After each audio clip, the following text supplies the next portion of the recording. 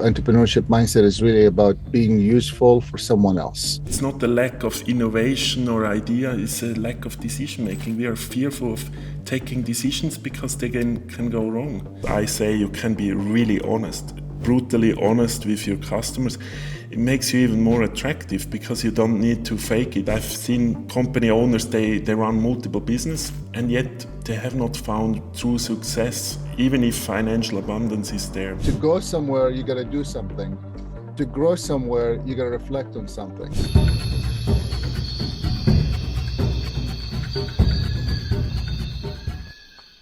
Welcome, Faris. Great pleasure to have you on the show. We met about 3 years ago in Saudi Arabia on an entrepreneurship conference, and you gave a keynote about mainly consciousness or what makes entrepreneurs good entrepreneurs, and what really stuck or what was a commonality in our doing was that there is a love or a higher consciousness behind, and often in business we forget about it.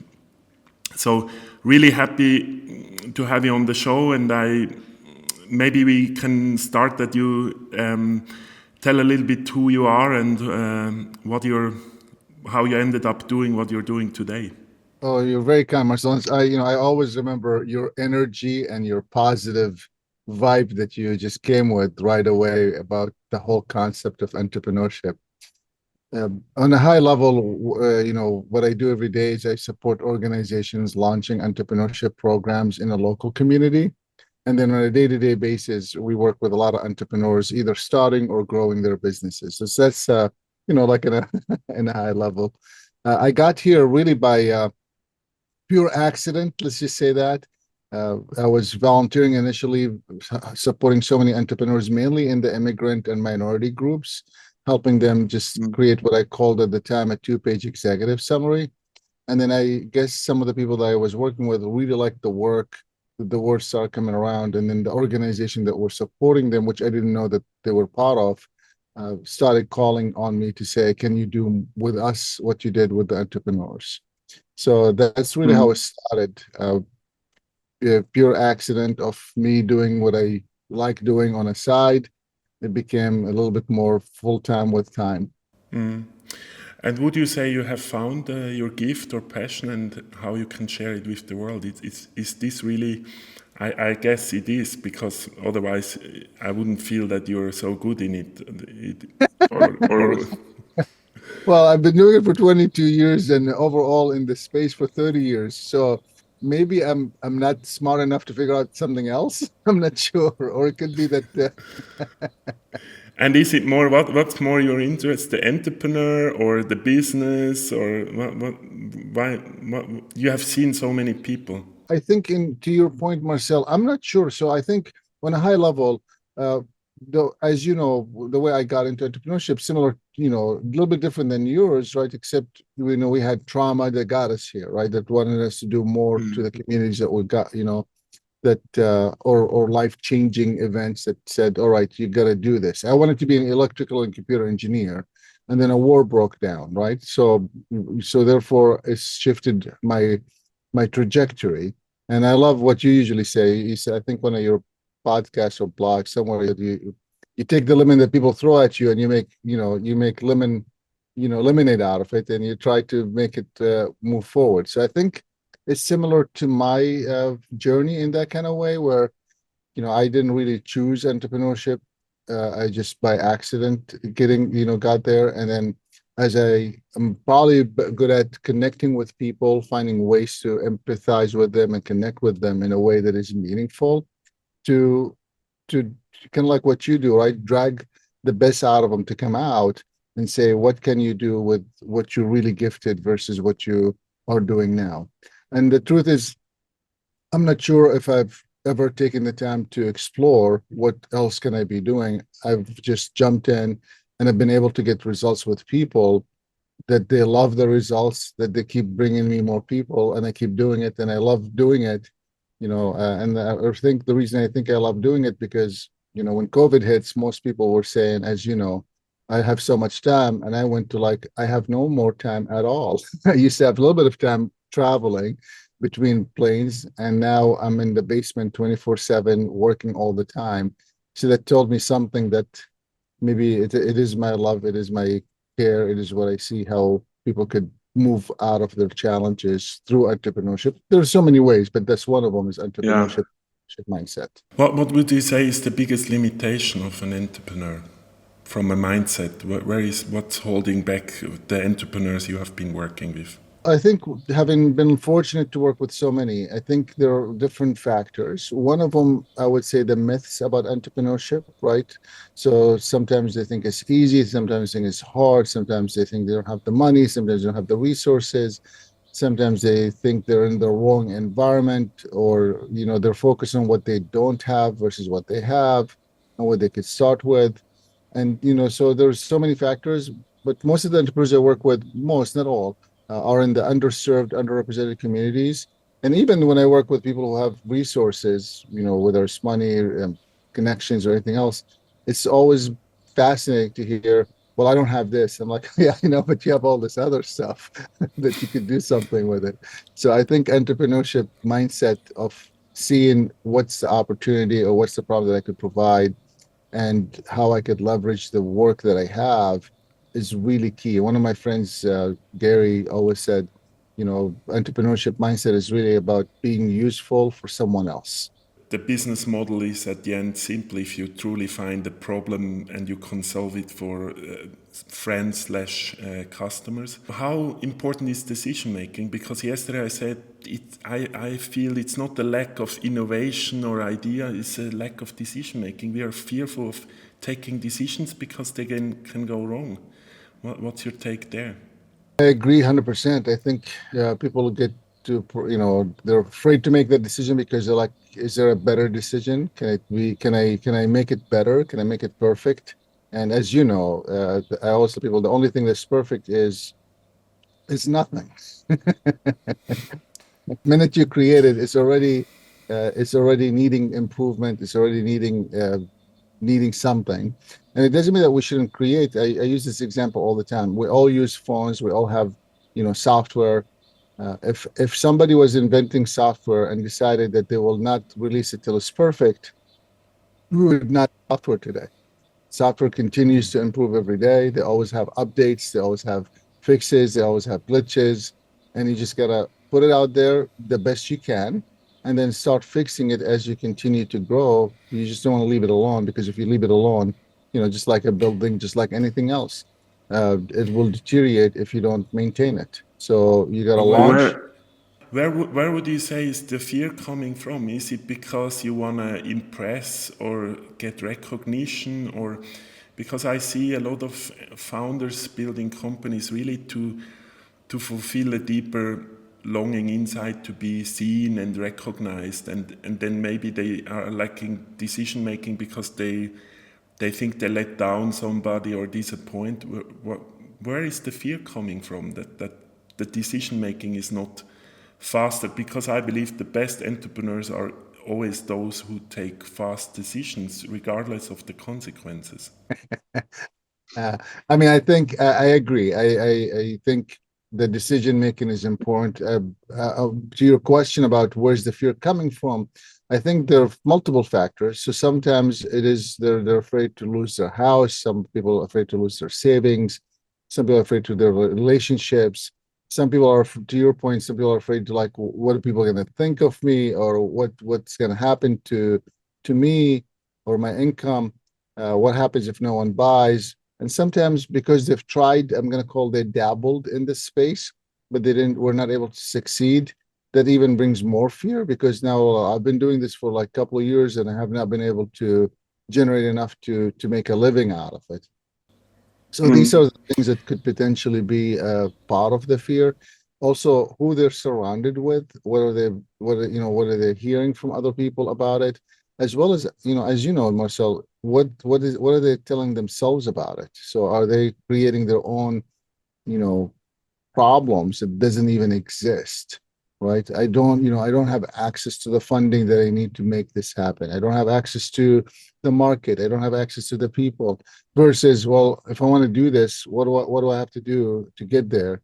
and what are the things that I need to start doing now so I could move towards it. So I think there are lots of reasons why entrepreneurship mindset or entrepreneurs don't make decisions, because they're afraid of so many things, or there are so many factors that are playing in making that decision that they choose not to make it at all. Yeah, I would also say a lot of people are just not humble enough that, for example, they don't know how to fix this problem yet, but they cannot communicate it to customers. Because I say you can be really honest, brutally honest with your customers. It makes you even more attractive because you don't need to fake it. If you don't have the solution, you tell them you don't have the solution, but you will come up with. So it's also a lack of confidence at the end because. But anyway, it's a deeper conversation also about purpose. If you end up, I've seen a few entrepreneurs ending up in the wrong industry, and I mean they can be very successful, but they're still not fulfilled. I've seen company owners they run multiple business, and yet they have not found true success, even if financial abundance is there. What would you say? Entrepreneurs fail because of what? What is? Yeah, I think what you talk about relate to trust, because if you have a trust between your customers or potential customers, that could potentially be eliminated by being upfront with them. And I agree. I think I'm so lucky to work with so many companies that became so successful. And working with the founders initially, especially in the early stages, to know that, hey, we screwed up big. Excuse my English. We messed up this big order, but we called the customer and we told them what happened and we apologized and we made it work. And then the willingness to do whatever it takes to fix it is really key.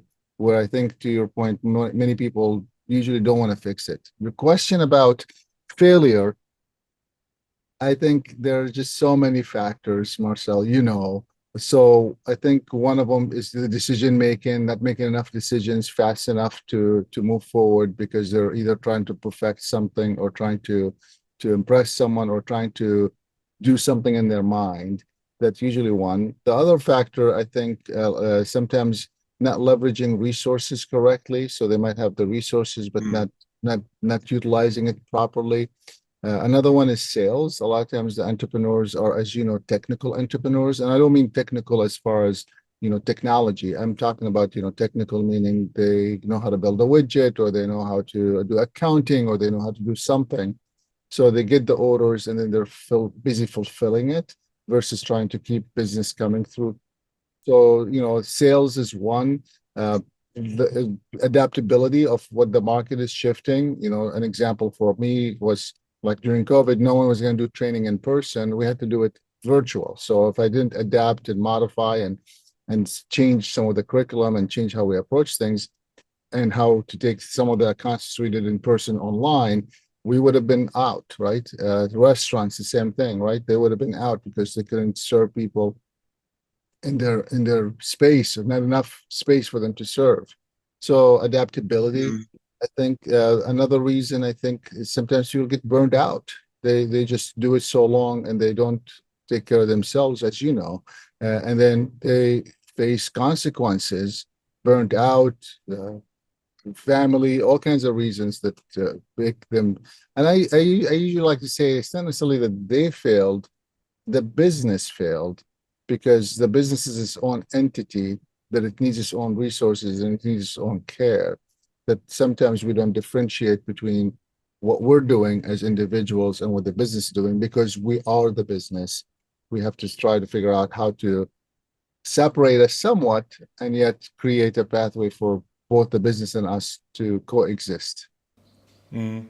No, I fully agree. All the points. I sometimes also see it like it's a movie and it goes so fast that the moments of reflection are missing. Like people are so busy working their ass off, grinding morning till evening, and it's so much force also. That's why they burn out, because it's not really, they don't even, the founders sometimes forget to enjoy the journey, even if it goes fail. And what you said about sales, my biggest mantra was from a sales coach I had the pleasure to get trained from, is sales fixed everything.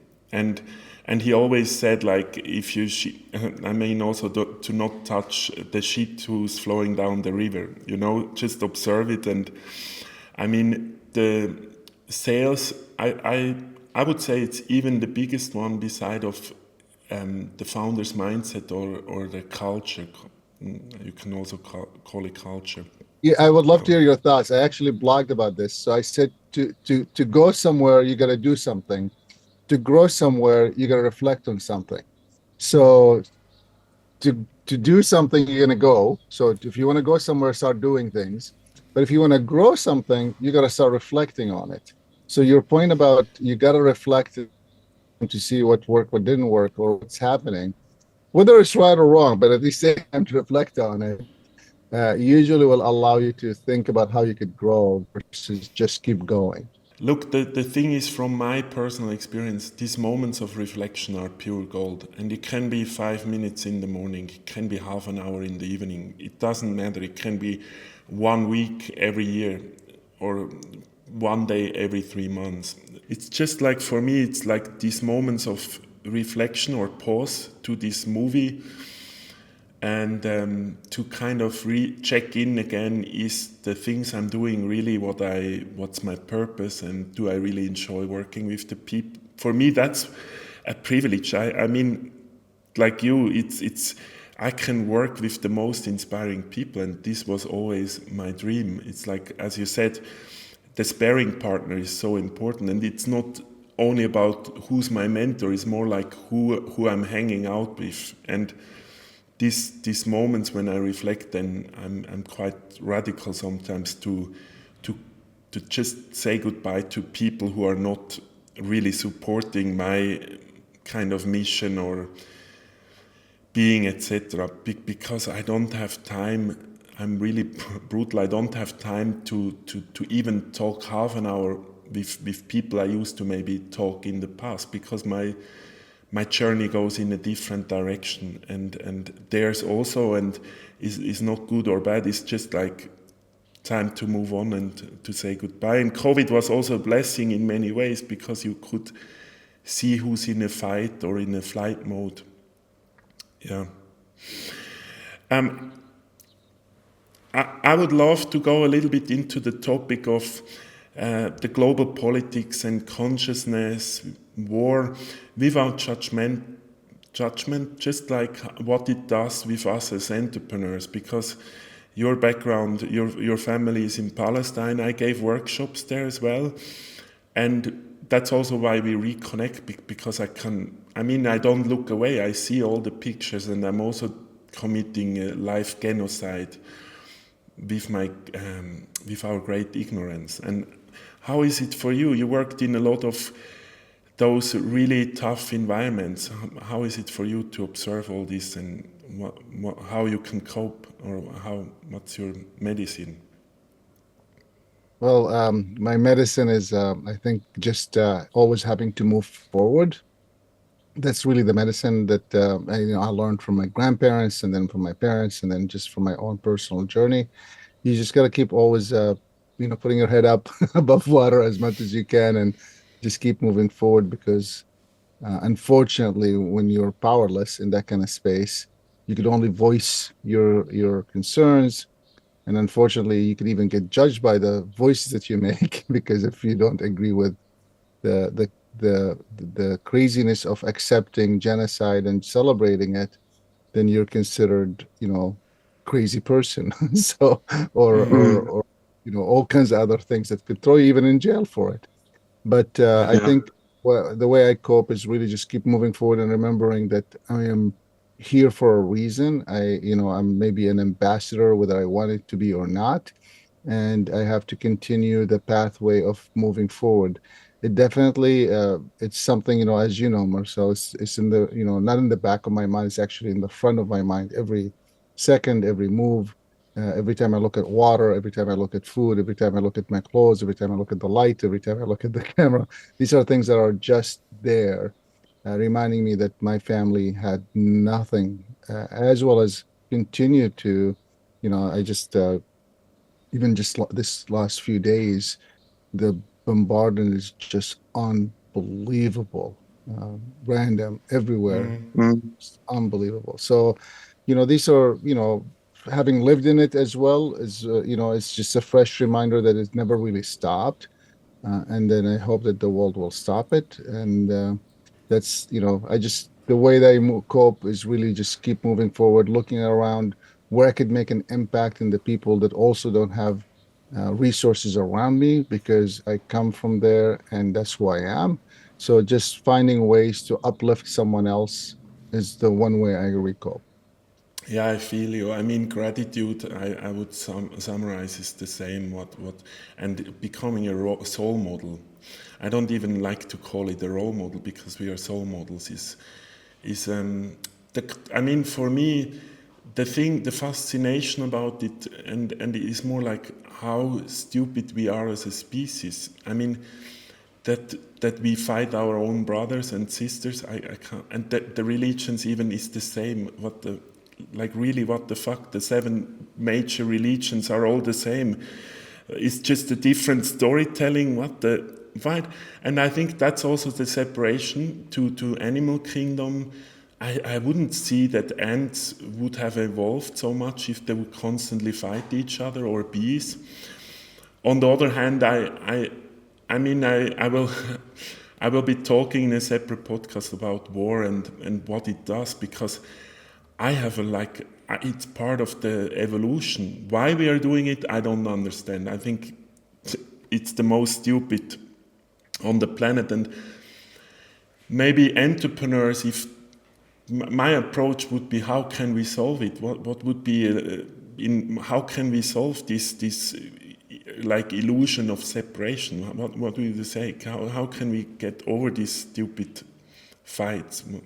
What's your take there?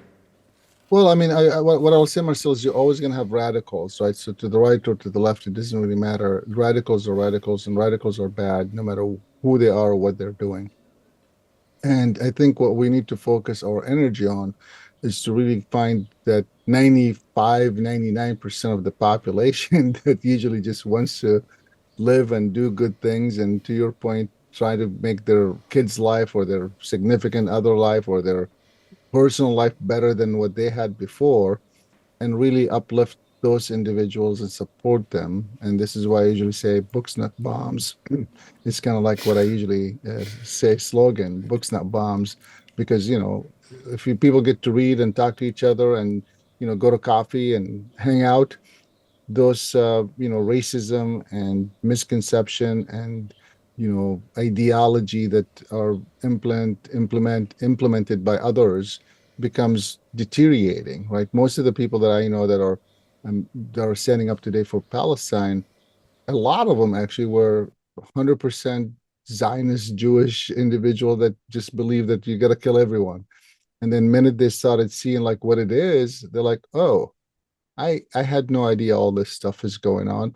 So I think opening up, understanding, connecting, um, building bridges, taking walls down, right? All these are the things that I feel like this is what makes a world a better place. Connecting with the others and really being open to listen to the others to see what we could do together versus what we could do alone. So Yeah, Yeah, I that's that's think, beautiful. beautiful. yeah. Yeah. Yeah, for me, I mean, this would be also the bridge to entrepreneurship. We forgot to listen to each other. How is this experience for you on this planet? I don't know how it is.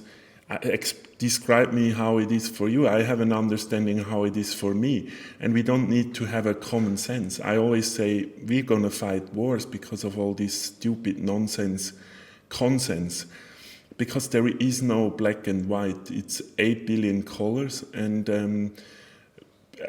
also if I say as an entrepreneur view on the things, I would say we have bankrupted it, but we have not accepted it. We are bankrupt as a society on all levels because we sold our soul for profits, and we went so much into radical beliefs of religion which doesn't make sense, or passports and borders and all this storytelling sold by mainstream. And I mean, COVID was a wake-up call for many.